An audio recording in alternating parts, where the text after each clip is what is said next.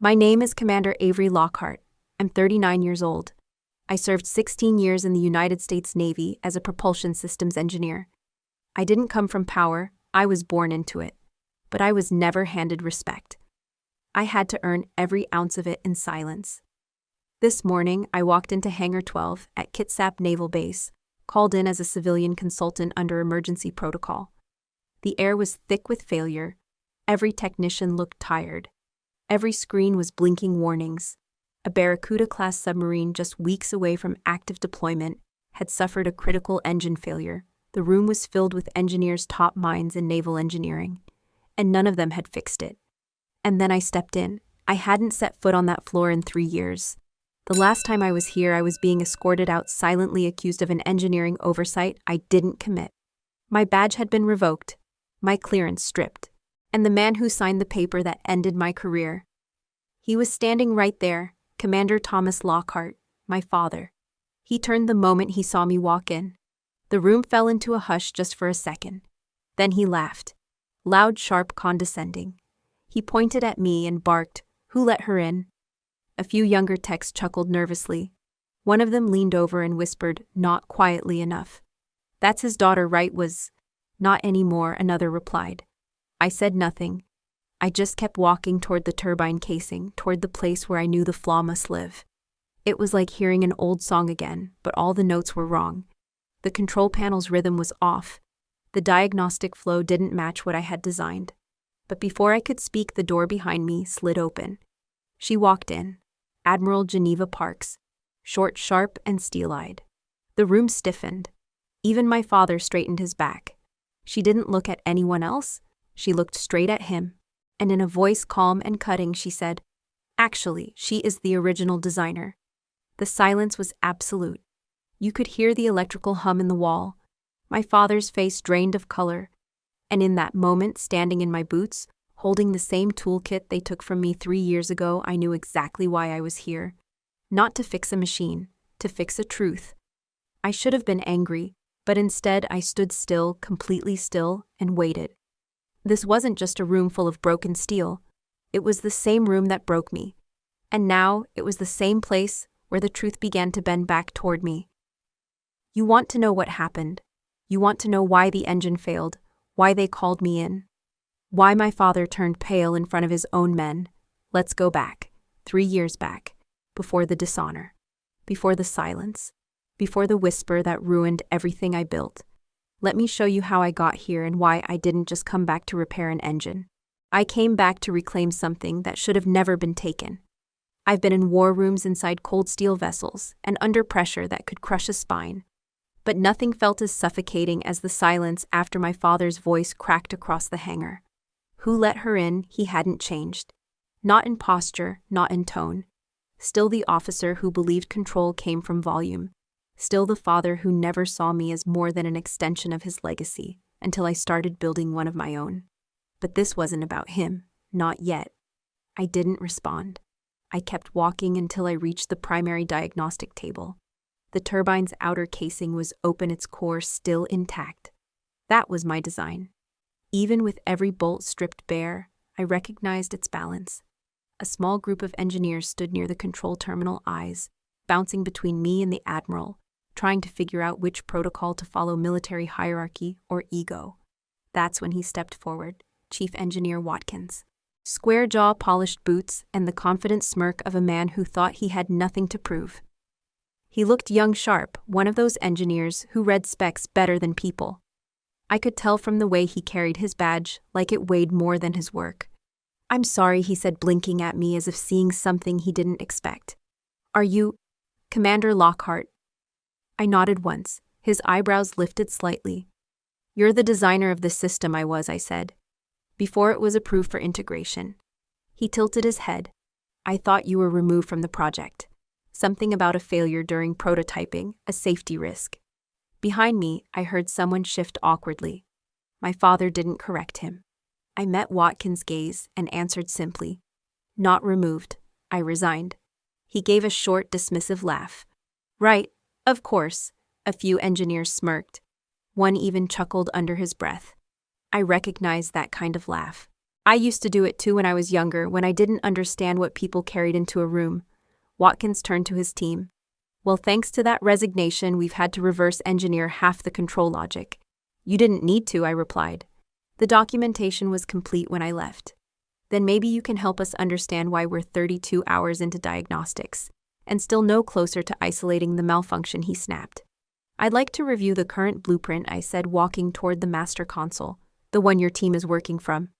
Watkins crossed his arms but didn't stop me. He gave a slight nod to one of the techs. The screen lit up system schematics and live telemetry data. I scanned the interface. My eyes traced every node, every pressure valve path, every control feedback loop. It looked like my system at first. Then I saw it. Line 42. The safety bypass protocol. It had been moved. Line 113. The coolant regulator's heat threshold. Raised by 3.5 degrees Celsius. And then I saw the footer of the blueprint. A timestamp. Modified 1 year 7 months ago. Approved by Commander T. Lockhart. I stared at it, jaw clenched. He stood 3 feet behind me. He knew I'd find it. Watkins stepped closer, frowning.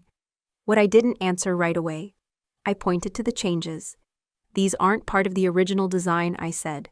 They're optimizations, Watkins countered. We adjusted thresholds for faster startup response. Minor tuning. No, I said quietly. These changes distort the safety envelope. They increase stress at mid-cycle and throw off rotor balance under sustained load. That's why your diagnostics fail after 90 seconds. Do you have proof? Watkins challenged. I turned my head slightly. Yes. The proof is in the original blueprint, the one that's no longer in your system. I could feel the weight of every stare now. Some curious, some skeptical, 1 or 2 starting to believe. I stood up from the console. I'd like access to the unaltered design, I said calmly. Before the edits were made, Watkins hesitated. Then he looked at my father. Thomas shook his head once. Watkins looked back at me. I'm afraid we don't have it, he said. Only the approved revision. That's standard protocol. Then I'll work from memory, I said. Because what you're looking at isn't my engine. It's a ghost of it. The room went quiet. And this time it wasn't because I walked in. It was because I wasn't leaving. I didn't make a scene. I didn't demand access in front of the room. When I left the hangar, I walked quietly toward the back corridors through the belly of the base, where memory lives in metal and dust. I still remembered the route. Past the calibration bay, down the service ramp. 3rd door on the left, the archive room. Technically, it wasn't off limits, but no one spent time down here unless they were chasing ghosts or hiding them. The lights flickered on overhead as I entered, revealing rows of data terminals, shelves of box schematics, and a fine layer of neglect. I found the console tied to Barracuda-class diagnostic logs and keyed in the restricted search. My clearance pinged yellow. I bypassed it manually. Most of the system data had been sanitized, only redacted summaries. But buried in a side folder labeled Auxiliary Reports were the raw entries, line item data maintenance memos, heat signature anomalies, things only someone who knew what to look for would ever find. I pulled up the maintenance logbook from the week of the engine failure, the test that got me buried. Entry 2387. Sensor drift reported on coolant manifold. Minor, cleared. Entry 2390. Thermal rise in chamber 3 during idle phase. Flagged. No action. Entry 2391. Alarm triggered at 92 seconds. Overridden manually. Manual override. Why that wasn't protocol. I scrolled faster, my fingers tense. The logbook kept flagging the same pattern: rising heat, out of sync balance overrides, issued with no notations. On paper, everything looked under control, but anyone who knew my design would recognize the one thing that didn't belong. The alarm sequence. I had programmed a unique cascade 6 stages escalating alerts designed to detect even subtle destabilization in rotor equilibrium. It was one of my proudest features. And it was gone. The system had been rewritten to issue a 2-stage generic warning standard protocol. Faster, simpler, cheaper, but far less precise. I leaned closer to the screen. There it was. Change authorized by CMDR T. Lockhart. Date 17 months ago, just weeks before the test. He'd signed off on the alarm alteration. Not just approved it, he initiated it. I sat back. My throat was dry. I closed my eyes and remembered the hearing. How they said I failed to implement a reliable safety structure. How no one mentioned that the most important line of defense, the one that could have saved the test, had been stripped away. Was that the moment they decided to use me as the scapegoat? Or was it just easier to bury the design and promote the revision? I opened another file: engineering session notes, meeting records, amendment justifications. None of them mentioned me, not once. I read a note from a junior tech written days after the failure. System seemed to escalate too late. Rotor had already destabilized before alert sounded. Notified supervisor. Logged and closed. Like it didn't matter, like it never happened. The more I read, the more it felt intentional. Not just a mistake, a strategy. Strip down the parts that required experience. Simplify the logic to accommodate contractors. Shift responsibility. Claim progress. It wasn't about my failure, it was about their comfort. Because my design demanded too much of them. And when it failed, or when they made it fail, they needed a name to carry the weight. And they picked mine. I leaned forward again. Found the last system checkpoint, timestamped 24 hours before the incident. Final sign-off: CMDR T. Lockhart. My father had signed the last clearance, every altered function, every erased safeguard. I didn't know what hurt more, that he did it, or that he never told me he had. I copied the entries onto a portable drive, locked the terminal, and stood up. As I left the archive room, I passed a mirror mounted on the back of the steel door. I didn't recognize the reflection, not because I'd aged, but because for the first time I saw myself not as someone who'd lost something, but as someone who was taken from, and now I wanted it back. By the time I left the archive room, the sky outside had begun to gray. The sun, barely past noon, felt like it was setting early, like it couldn't bear to watch what was unfolding inside these walls. I didn't go back to the hangar, not yet. Instead, I walked to Control Bay 3, where subsystem schematics and flow models were stored for internal review. The place had once been my second home. Now it looked different. Brighter lights, colder chairs, a new digital console that hummed just a little too loud. I requested access to the fluid dynamics schematic for the Barracuda's propulsion assembly. The tech on duty gave me a confused glance, then typed in the override manually. "Be careful," he said. "Those files have been touched a lot. People keep making adjustments." Touched. That was one word for it. I opened the system flowchart and pulled up the diagram I knew best. The reverse thruster coolant loop. This was the core of the system's heartbeat. In my design, every part flowed like breath. Inhale, exhale, forward momentum, lateral thrust, and when needed, a clean reversal sequence that never compromised internal pressure. But something looked off. I stared at the pathway for over a minute before I realized what had changed. The reversal valve had been moved by 3 inches, barely noticeable to the untrained eye. But for a high-pressure closed-loop system, it was everything. The valve was now upstream pre-chamber, meaning the system would receive surge pressure before stabilizing coolant levels. At high RPMs, that created cavitation pockets, unpredictable stress zones. The kind that didn't show up in slow diagnostics. But in live deployment, that mistake was a time bomb. I checked the edit log. Proposal submitted 18 months ago. Approved by Commander T. Lockhart. Again. That made 3 critical changes, all tied to him. The alarm structure, the thermal thresholds, and now the heart of the flow system itself. I stood in silence. My hands hovered over the console, afraid that touching it again would break me. I didn't need to say it out loud. I knew what it meant. Someone didn't just edit my work. They reconstructed it, bit by bit, and then let it fail. The console flickered. I backed away. Behind me, an old laminated board hung on the wall, left over from the early days of the Barracuda project. My original hand-drawn schematic still clung to it, corners yellowing, lines fading. I walked over, traced my finger along the main coolant loop. The reversal valve was still in the right place, exactly where it had been meant to live. And then I saw it. A black marker line. Someone had scratched out the valve position. Drew a new arrow upstream, in a different pen, different style. But the handwriting, it was his. Neat, precise. Block letters with the slight upward tilt he always used when writing numbers. I used to imitate that style as a girl on birthday cards, school papers, even tool labels. Now it stared back at me as proof, not of intention, but of ownership. He had touched this, personally. I pulled up a chair and sat, alone. No screens, no voices. Just the laminated ghost of a system I once gave everything to. I wanted to feel rage, but what came over me was colder, a stillness, a sinking understanding that I hadn't just been removed from my own design. I had been erased, and not by a stranger, by someone who knew exactly what each line meant, someone who knew exactly what would happen when you bent pressure against its natural flow. My father didn't just walk away from me 3 years ago. He walked deeper into the system I built and rewired it in his name. Maybe he thought he was helping. Maybe he thought he was fixing a design too ambitious for its own good. But when the engine failed, he let them say it was me. I looked again at the black mark over my valve, and I made a quiet promise. I would restore every inch of this system. And when I was done, everyone would know exactly who changed the heart. I didn't ask for permission.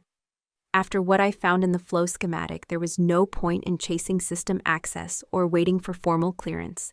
I didn't need their files. I had everything I needed up here in my head, etched from years of revision correction and sleepless nights debugging a system I knew more intimately than I've known most people. So I found an empty diagnostics bay, pulled the cover off a whiteboard, grabbed a marker, and began to draw. No fanfare, no explanation. Just the slow, steady return of a design that had never actually failed, only been misunderstood then betrayed. The first thing I sketched was the coolant vector loop, the spine of the propulsion architecture. Then the turbine chamber buffering zones, each one carefully spaced for pressure stability. After that, the reverse thrust dampeners, the exhaust redistribution ducts, and the 6-phase alarm cascade. Each element surfaced like muscle memory resurfacing, not with hesitation but certainty. I wasn't improvising. I was remembering. Behind me, I could hear whispers. Someone had noticed what I was doing. But I didn't turn around. I added the tolerances, pressure differentials, heat coefficients, every parameter down to the millisecond delay of the emergency cutoff. There was no shaking in my hand, no doubt. When I was finished, I stepped back. My shirt was damp with sweat. Not from stress, from focus. Watkins walked in. I didn't hear him at first, but I saw his reflection in the window. He stood just inside the door, arms crossed. "You doing this for show?" he asked. I turned to face him. "No. I'm doing it because none of you have seen the real design." He walked closer, brows raised. "This is your original schematic." I nodded. "This is what the engine was supposed to be, before it was reworked." He studied the board slower now. His fingers traced one loop, then another. "But this doesn't match our current logic. Our model has the reversal valve here," he pointed. "And your heat alarms were removed," I said flatly. He blinked. "And the system thresholds elevated without testing. And the backup cascade was disabled." He didn't speak right away. Then, "That's not in any of our documentation." "I know," I replied. "Because someone erased it. And no one questioned why." I walked over and handed him a drive. "This contains the maintenance logs, modification records, and manual overrides I found. All time-stamped. All signed off." He took it, hesitating. "I'm not trying to humiliate anyone," I said. "I'm trying to stop the next failure before someone gets hurt." He glanced down at the whiteboard again. "You really built this whole system from scratch?" "Not from scratch," I said. "From belief. I believed we could make something better, something quieter, more efficient, but not by cutting corners or simplifying complexity." He nodded once. The cockiness had faded. Now he just looked thoughtful. A small group of engineers had gathered in the hallway. I could see their faces through the glass, curious, cautious, and watching. I turned back to the board, pointed to the coolant margin ratio near the core chamber. This is where the failure started. In the revised design surge, pressure exceeds containment thresholds at 92 seconds. Watkins checked the log on his tablet. "That's exactly when we lose rotor stability." I said nothing. "Why hasn't anyone caught this?" he muttered. "Why didn't we run these comparisons?" I let the silence answer that for him. "Because it's easier to believe a system is broken than to admit you broke it. And because the name on the blueprint wasn't one they respected, it was one they buried." He looked back up at me. Can you run a simulation with this configuration? I can run it from memory, I said. But I'll need a live rig. And silence. He looked unsure. I added, or you can keep guessing until this failure turns into a casualty. That was enough. He turned and walked out. I knew he'd get the clearance. I sat down, stared at the whiteboard one more time. This wasn't a protest. This wasn't a plea. It was a resurrection. Of the design, of my name, of the truth. And I wasn't here to convince anyone. I was here to show them what they never really looked at. The simulation room was colder than I remembered. Maybe it was the steel walls, or maybe it was the way people watched me like I was a relic of something inconvenient. But I didn't flinch. I just stood beside the test rig, while the team loaded my original parameters into the system. Watkins hovered near the door, arms crossed again. He hadn't said much since he passed my request up the chain. But I could feel the skepticism radiating off him. The room darkened slightly as the test chamber sealed. Hydraulics hissed, screens lit up. Every engineer on the floor turned their eyes to the monitors. No one spoke. That's when Admiral Geneva Parks entered. Calm, composed. She nodded to Watkins, then to me. You're cleared to proceed, she said. Run the simulation as requested. Watkins muttered something under his breath. I caught part of it. Let's see if the ghost can dance. I ignored him. Begin phase 1, I instructed. The operator tapped the console. The simulated Barracuda propulsion system came to life. Pressure valves clicked. Coolant flowed. Power surged through the virtual chamber. For the first 60 seconds, the numbers held steady. And then, the alarms began. Not mine, theirs. The system began rejecting my parameters. Red alerts, thermal inconsistencies, rotor synchronization errors. The screen flashed, critical deviation detected. Emergency abort recommended. People stirred. I heard whispers. Watkins stepped forward, a smug smile creeping in. Well, that didn't take long. But I raised my hand calmly. Pause the test, I said. Do not abort. Do not reset. The operator hesitated. Looked at the Admiral. Proceed, she ordered. I moved to the panel. Quickly adjusted the coolant delay rate by half a second. Lowered the heat threshold curve by 1.7%. Manually synced the rotor buffer timing with the original cascade sequence. The system whined, objecting. Then it hesitated. Then it stabilized. The alarms vanished one by one. Red turned to amber. Amber faded to green. The room grew still. I stepped back. Resume. The operator looked uncertain, but he followed orders. The simulated engine spun again. This time cleaner, sharper. By the 90-second mark, the same point every previous test had failed, my configuration held. Temperature remained within tolerance. Rotor alignment was exact. Thrust pressure was uniform. Watkins stared at the monitor. His arms dropped. His voice was quiet now. I don't understand. Our model couldn't survive past 75 seconds. That's because your model wasn't built to survive, I said. It was built to meet a deadline. Someone behind me murmured, she's right. Another whispered, did we ever test this configuration before? I didn't answer. I didn't need to. The data spoke louder than I ever could. The Admiral turned to Watkins. Did you adjust any of the valve positions in your build? Yes, he admitted. We made some changes for startup efficiency. I looked at him. You optimized performance by sacrificing stability. That's not engineering, that's gambling. He looked away. I turned to the board and tapped the final telemetry reading. This isn't perfection, it's balance. Machines don't care about timelines, they care about truth. You either build with it or you break everything trying to fake it. The simulation ended. Success. 100% cycle completion. No critical errors, no collapse. No one clapped. But no one moved either. Because for the first time since I returned, they weren't waiting for me to fail. They were waiting for what I would do next. I looked over at Admiral Parks. She didn't smile. She didn't nod. She just met my eyes and said, "Run it again." Independent review. Witnesses from the Pentagon's engineering division. I nodded. She added quietly, "And this time, we archived the right version." I stepped back from the panel. The room felt lighter, but I knew better than to celebrate. The system had stabilized, but the people inside it still fractured. I wasn't done. This was proof. But justice would need more, and I intended to get it. It was past midnight when my phone rang. I was alone in the temporary quarters Admiral Parks had arranged 4 concrete walls, no windows, and a cot that creaked when I sat down. I hadn't expected rest. Not after what I'd proven in the simulation hours earlier. The system had survived. My design had survived. But that wasn't closure. It was just the crack that let the truth begin to leak out. I didn't recognize the number on the screen. It was unlisted. No ID, but something told me to answer. Lockhart, I said, keeping my voice even. There was silence for a second. Then a voice I hadn't heard in years. Avery? It's Mason. Mason Ortega. I froze. Mason had been a propulsion analyst during the final testing phase of the Barracuda prototype. Quiet, brilliant. Always 2 steps ahead of the rest of the room and 3 steps behind in getting credit. He disappeared right after I left. I assumed he'd walked away from the mess like I did, but clearly he hadn't gone far. Mason, I breathed. Where the hell have you been watching, he said, waiting for someone to look deeper. I saw the news about your return, the test, the stabilization.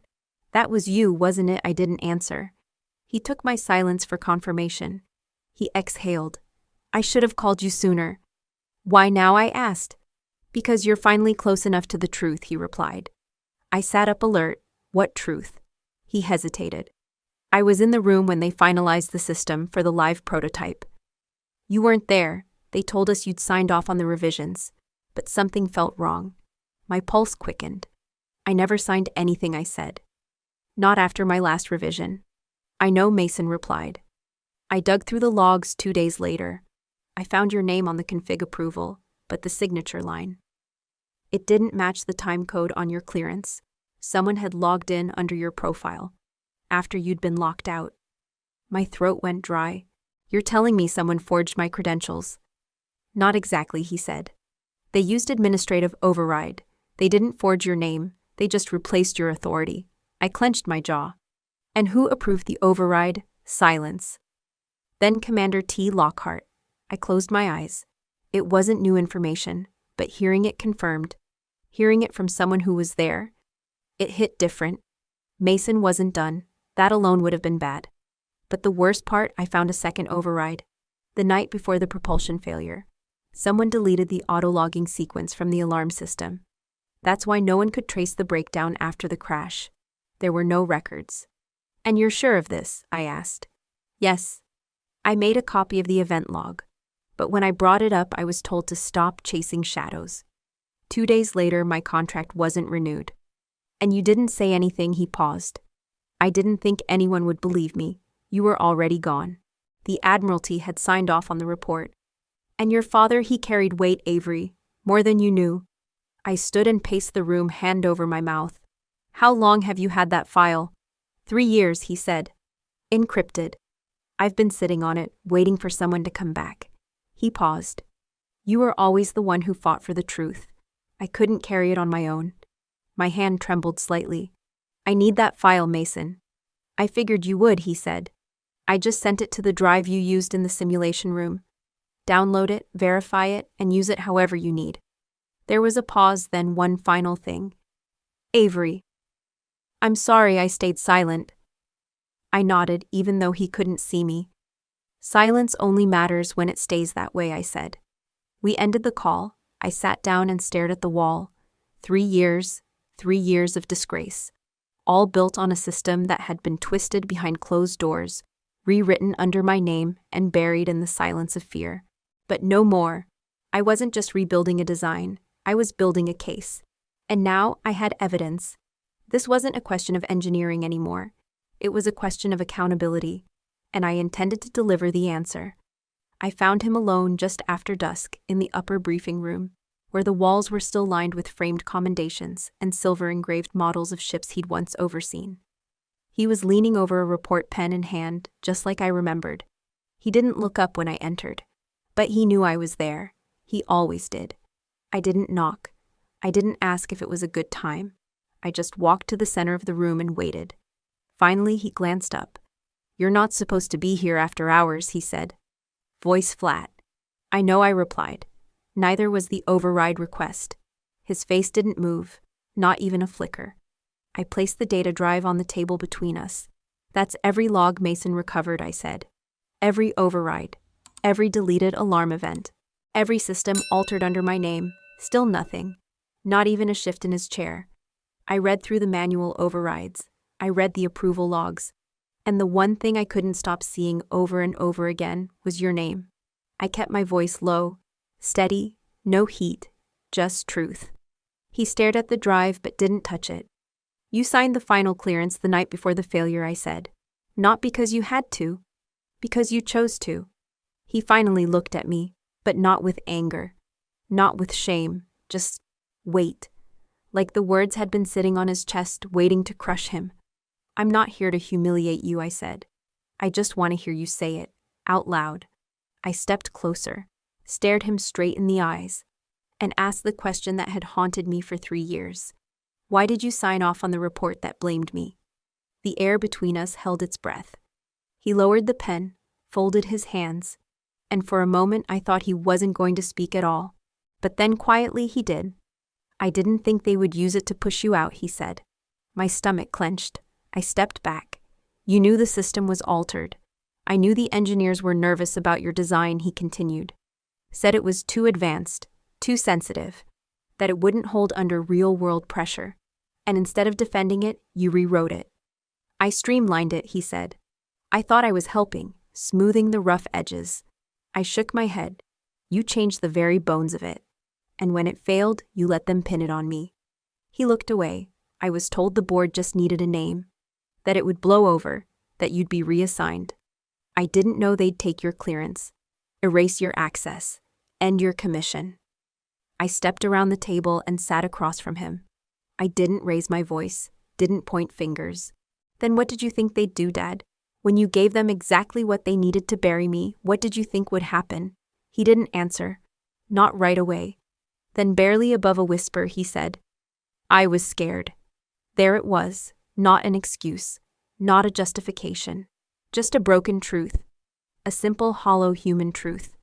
I saw them turning, he said. Saw how quickly they'd weaponize blame. I thought if I could take the pressure off by simplifying your design, they'd leave you alone. But I underestimated how ready they were to sacrifice someone. And you were the easiest target. You knew they wouldn't question a Lockhart signature, I said. He nodded. I thought my name would protect you. I leaned forward. No. You thought your name would protect you. He swallowed hard, said nothing. For a long moment we sat in silence. 2 engineers, 2 Lockharts, 2 architects of the same machine. Only one of us had been willing to live with its consequences. You didn't just write me out of the project, I said. You wrote my failure. He finally looked at me. This time with eyes not of a commander, but a father. A father who knew there was no apology that could rewrite what had already been recorded in silence and shame. I never meant for it to go this far, he said. But it did, I replied. I stood up, took the drive with me. You don't need to say you're sorry, I said. You just need to understand. I'm not asking for your permission anymore. As I walked toward the door, he called after me. Avery, I paused. When this goes public, you'll hurt people. I turned back, met his gaze. So did you. And then I walked out. I submitted the report just before sunrise. Every page had been cross-referenced, time-stamped, and annotated with supporting logs. Mason's event file, the override history, the maintenance logs that never made it to the formal review. Even the original blueprint with my initials dated 3 years ago. Untouched, unbroken. I didn't attach a cover letter. I didn't add a request for reinstatement. This wasn't a petition, it was a record. And records don't beg. By noon, I received the summons. Internal Technical Review Hearing. Classified Tier 3 location. Kitsap Naval Command Room 4B attendees. Engineering Oversight Board witnesses and involved personnel. My hands were steady when I walked into the room. My boots echoed across the tiled floor like they belonged there again. The room was small, circular, without windows. 5 members of the Oversight Board sat behind a raised desk, flanked by 2 military advisors. To the right, Watkins stood stiffly in a dress uniform. To the left, Admiral Geneva Parks. And just beyond the panel, 1 seat left, empty, Thomas Lockhart's. The chair wasn't just vacant. It had a nameplate already turned down. The presiding officer spoke first. "Commander Lockhart," she said, using my title for the first time in years, "this hearing has been convened to address inconsistencies surrounding the propulsion failure logged during the Barracuda prototype trial 3 years ago. You've submitted new documentation. We're prepared to hear your findings." I didn't thank her. I didn't smile. I opened the folder in my hands and began. I walked them through the sequence log by log, change by change. How the warning systems had been downgraded. How the valve placement had been altered. How my credentials were overwritten and my design restructured. I kept my tone clear, detached, almost clinical. I knew they didn't want drama. They wanted data. So I gave it to them. With precision. At one point, one of the engineers interrupted. "Are you suggesting this board accepted a flawed configuration knowingly?" "No," I answered. "I'm suggesting you were given a version that removed the name of the one who built it. That version performed exactly as it was designed to, just not by me." Watkins shifted behind me. He looked down, didn't speak. When I was finished, I stepped back. The presiding officer turned to Admiral Parks. "Do you corroborate these findings?" "I do," she said firmly. "And I verified the digital signatures on each override. They align with Commander Lockhart's claims." Then she added, "For the record, and the modifications were approved under the authority of Commander Thomas Lockhart. He has since submitted a formal withdrawal from this board's proceedings." The room fell silent for a moment. Then the lead advisor cleared his throat. "We've reviewed your documentation. There's no evidence of technical failure in your original system. The breakdown occurred due to unauthorized alterations, none of which were reflected in the final report." He paused. "In light of this, the original engineering failure report will be amended. The record will show that Commander Avery Lockhart's propulsion design was structurally sound and tampered with post-approval. All related responsibility for the malfunction will be reassigned." He looked me in the eye. "Your technical record has been cleared, Commander." The words hit harder than I expected, not because they were dramatic, but because they were factual, stamped, filed, real. The board dismissed the hearing. As the room emptied, Admiral Parks approached me. "You did what most wouldn't," she said. "You came back not to reclaim a rank, but a truth." I nodded. She handed me an envelope. "Your clearance has been restored, fully retroactive." I took it, not for what it symbolized, but for what it corrected. I left the room alone, no applause, no congratulations. Just the quiet satisfaction of the record being right, finally. Outside, the wind was cold again, the same wind I walked into 3 years ago. Only this time I wasn't walking away with shame. I was walking forward with proof. And sometimes proof is all you need to close a wound that never should have existed in the first place. You'd think that when a name is cleared, people would rush to celebrate. But that's not how truth works in a place like this. After the hearing, I didn't go back to the barracks or the simulation room. I walked the long hallway outside Hangar 12 instead, slowly, deliberately, my boots echoing against concrete that had once swallowed my silence. The corridor was quiet, dimly lit, but not empty. As I reached the far end, I heard footsteps behind me. Light, hesitant. I turned and saw 3 engineers. Young, sharp, and awkward in that way people get when they're about to say something they should have said sooner.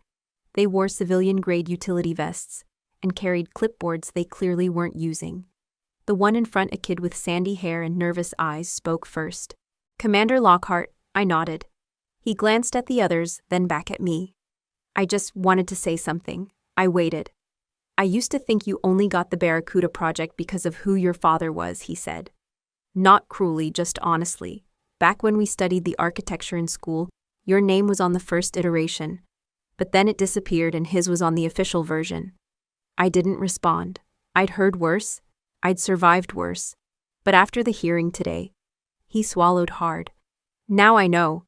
You didn't just design the engine. You understood it. Every part. Every line. And we've just been trying to operate something we didn't fully build." The other 2 engineers nodded. One of them, a young woman in a navy blue cap, added softly, "Your design saved the test. Not his name. Not ours." I looked at all 3 of them. They weren't trying to flatter me. They weren't trying to fix what hadn't broken in me. They were just seeing me clearly for the first time. I could have said thank you. I could have brushed it off. Instead, I asked a question. "What did they teach you about failure?" They blinked. In class, I continued. What did they say failure looks like? The woman spoke again. When numbers don't match predictions. When results exceed tolerances. Wrong, I said. Failure isn't when things break. It's when we stop asking why they broke. It's when we accept someone else's silence instead of chasing the sound that got lost beneath it. The young man looked down. The truth was landing maybe for the first time in his life. Do you know what it cost me to get back into this hallway? I asked. They didn't answer. They didn't have to. It cost me every assumption people made about me. That I was protected. That I was promoted. That I was someone's daughter before I was someone's engineer. I stepped past them, but before I turned the corner, I looked back. I don't need your apology, I said. I need you to design better than I did. Ask more than I did. Demand proof before praise. And when something doesn't look right, especially when no one wants to talk about it, follow that silence until it tells you the truth. They didn't move, didn't speak, just stood there holding their clipboards like shields, as if they suddenly felt too small for the room they thought they owned. I walked on. The hallway narrowed the farther I went, and for the first time in years, I felt taller.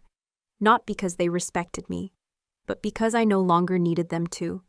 They would carry this moment longer than they expected. Not because I made them feel guilty, but because I made them feel responsible. And that's what legacy really is. Not applause, not headlines. Just a whisper in the hallway that changes the way someone builds the next thing they're trusted to touch. 3 weeks passed before I saw him again. By then I was back in Oregon, back in my shop, where the walls were lined with blueprints. Half-repaired turbine rotors and oil-stained notes, tacked up like reminders of who I used to be and who I chose to become. It was a Thursday afternoon. The rain had settled into that familiar rhythm against the tin roof, soft, persistent, like it didn't care who was listening. The shop bell rang. I didn't look up right away. I was teaching one of my students how to recalibrate a faulty pressure sensor, real work, not theoretical, the kind of work that grounds you.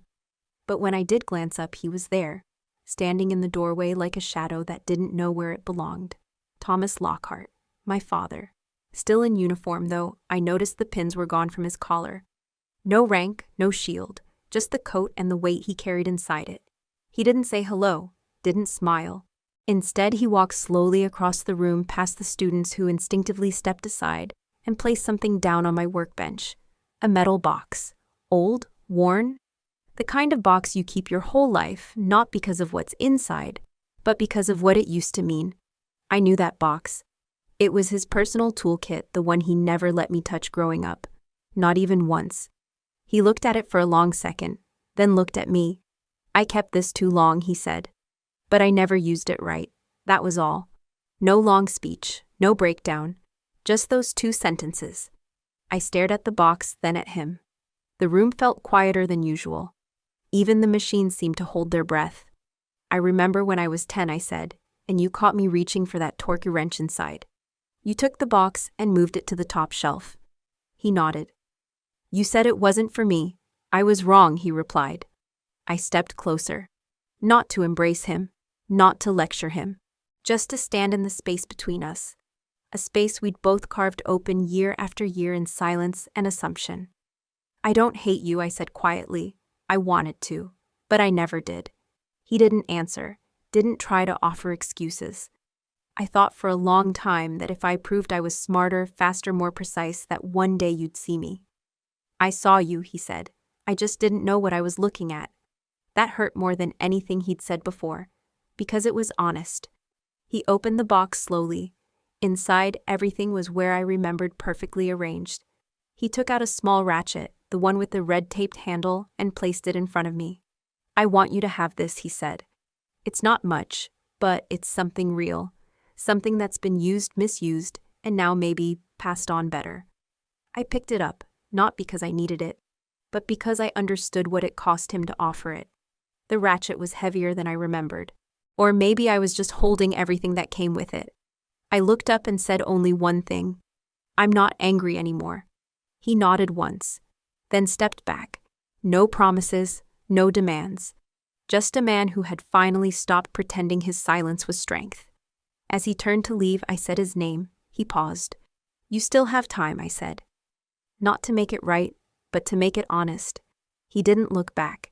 But I saw the way his shoulders dropped just slightly, like something inside him had finally been set down.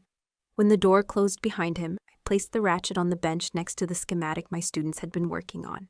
They stood quietly nearby, watching.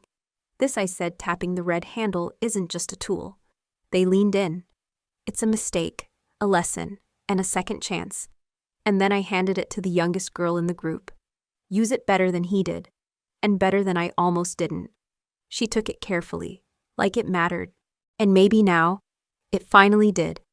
Every Tuesday morning, the shop smells like cold steel and coffee that's been sitting too long. It's not glamorous, but it's honest. And after everything I've walked through, that's more than enough. This morning, 6 women stand in front of me, each one in coveralls. Boots still stiff, names stitched onto uniforms that haven't yet absorbed the weight of real work. Some of them were Marines. One worked logistics for the Air Force. Another fixed tank treads in Afghanistan. Now they're here, learning how to listen to engines instead of orders, learning how to trust their hands again. I don't introduce myself with a resume. I don't talk about the Navy or my rank or what I've survived. Instead, I start with the one truth most people never teach. Machines don't care how loud you talk, I tell them. They care how well you listen. They shift, glancing at one another, some unsure, some already interested. I kneel beside the open engine rig at the center of the shop, a stripped-down propulsion core from an old supply vessel we rebuilt from scrap. Everyone thinks engineering is about control, I say. But machines don't obey commands. They respond to balance. One of the younger students, Brielle, raises a hand. What if something doesn't sound wrong, but it feels off? I smile at that. She's closer than she knows. That's when you stop looking for the problem on the screen and start listening to it in the silence. I stand and hand her a small brass rod, old, dulled from use. Put one end here, I instruct, pointing to the turbine casing. The other end to your ear. Tell me what you hear. She does as I say. Her brow furrows. It's rhythmic, but there's a tick. Low, every few seconds. I nod. And what does that tell you? She hesitates. Something's misaligned. Exactly.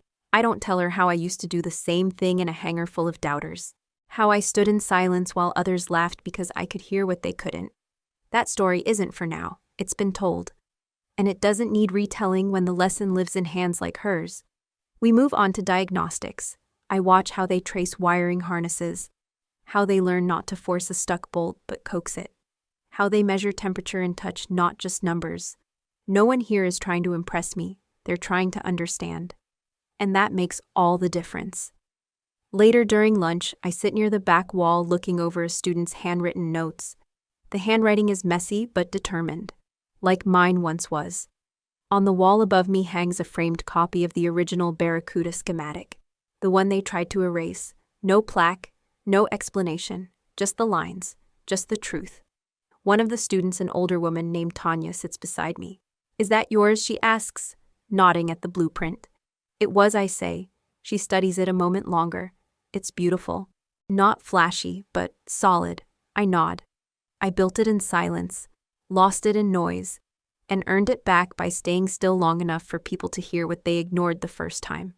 She doesn't ask for more. She doesn't need to. That's the thing about legacy. It's not about being remembered. It's about being used. It's in every bolt turned by someone who never knew your name but followed your line. It's in every whisper passed from one set of hands to another, telling them, don't rush. Listen. By the end of the day, the students pack up their tools. Their hands are greasy, their faces tired, but their eyes carry something different. Not fear, not doubt. Just the quiet confidence of someone who's beginning to trust the silence again. As the door closes behind them, I walk to the turbine and run my hand along the casing. It hums soft, steady, balanced. Still running, still true. I don't speak to it. I never needed to.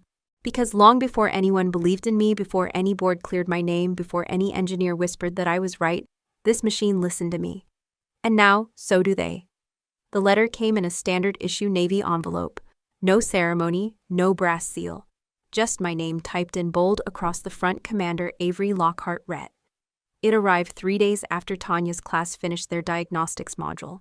3 days after one of them asked me, so what happened with the Barracuda? And I just said it ran. I didn't open it right away. Letters like this don't arrive by mistake. And they don't just bring news. They bring the past with them. I waited until the evening, after the shop lights were turned off, after the clinking tools and laughter faded. Only the hum of the backup generator filled the air as I sat down at my old drafting desk, the one with oil stains and a small burn mark in the corner, where I once dropped a soldering iron during my second year as a naval apprentice. I opened it slowly. The letter inside was handwritten on heavy paper. Dark ink. The kind of penmanship you only see from people who take silence seriously. It read, Commander Lockhart. I've reviewed the board's findings. Your original schematic has been restored to the Naval Archives. The adjusted documents have been archived separately, with full notation of the discrepancies and chain of approval. As of this date, your record is no longer marked with operational failure. But more than that, I wanted to speak to the kind of officer you've always been. In my years of command, I've seen sailors win with noise, with politics, with performance. But this is the first time I've seen someone win with stillness. You didn't fight with rank. You didn't retaliate with blame. You reclaimed the truth by staying aligned with the machine you once built. For that and more, I'm proud to restore your Technical Officer's Commission, along with your Senior Engineering Certification, effective immediately. Should you ever choose to return, the Navy will welcome you. If not, then I hope wherever you serve next, silence continues to carry your name forward. Geneva R. Parks, Vice Admiral, United States Navy. I read it once, then again, and again slower, the third time, letting each sentence settle like a pressure reading. Senior Engineering Certification, restored, not requested, not begged for, not even needed, just offered. Folded inside the envelope was the formal document, embossed, signed, stamped. Official. And I could have framed it, hung it on the wall beside the blueprint, let it declare what 1,000 whispered dismissals once tried to erase. But I didn't. I placed it in the drawer with my original draft notes, right next to the schematic Avery 1.0 full of pencil marks and taped corners. Because that certificate doesn't define me, not anymore. It doesn't make the machine hum. It doesn't teach these women how to listen. It doesn't repair the moments I spent staring at a design I believed no one else would ever trust again. What makes me whole is knowing this. I didn't need to shout. I didn't need to win in the court of public opinion. I didn't even need to be right out loud. I just needed to keep walking, to keep building, to keep teaching others to trust the quiet beneath the noise. Geneva understood that. She always did.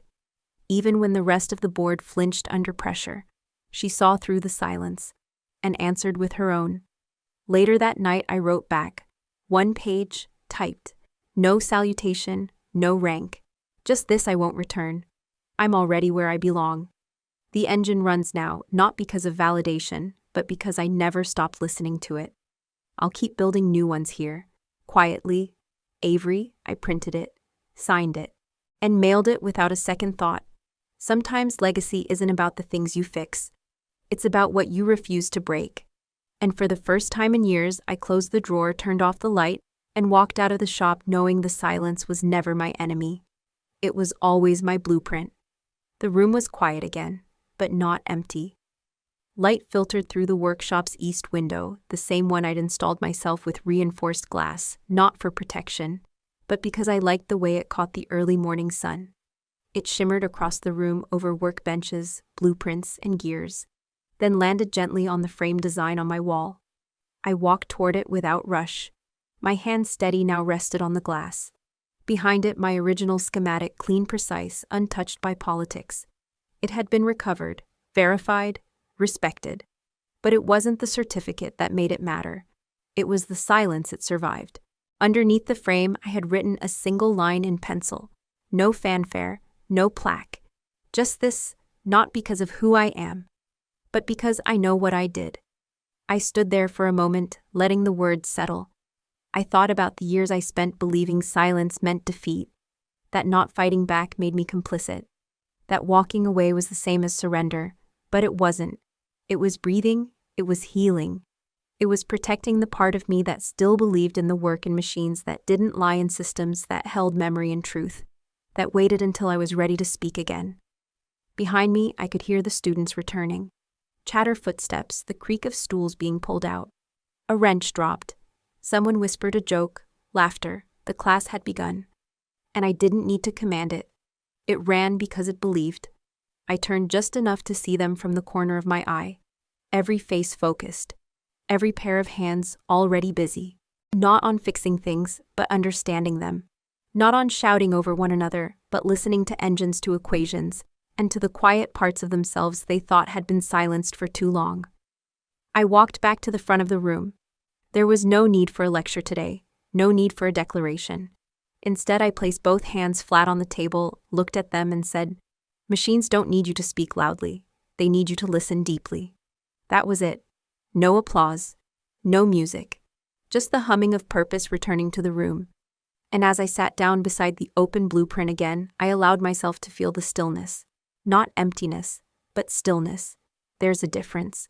And in that stillness, I thought of my father not as a commander, but as a man who once held a toolkit and forgot how to use it.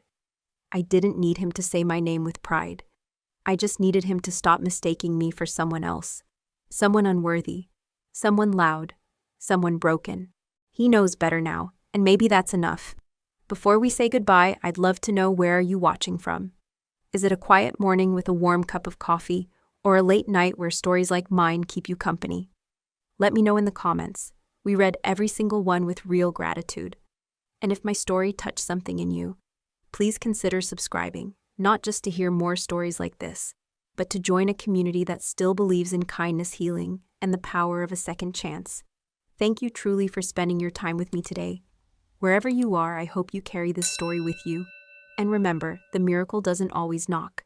It waits quietly until you're ready to open the door from the inside. Take care. I'll see you in the next story.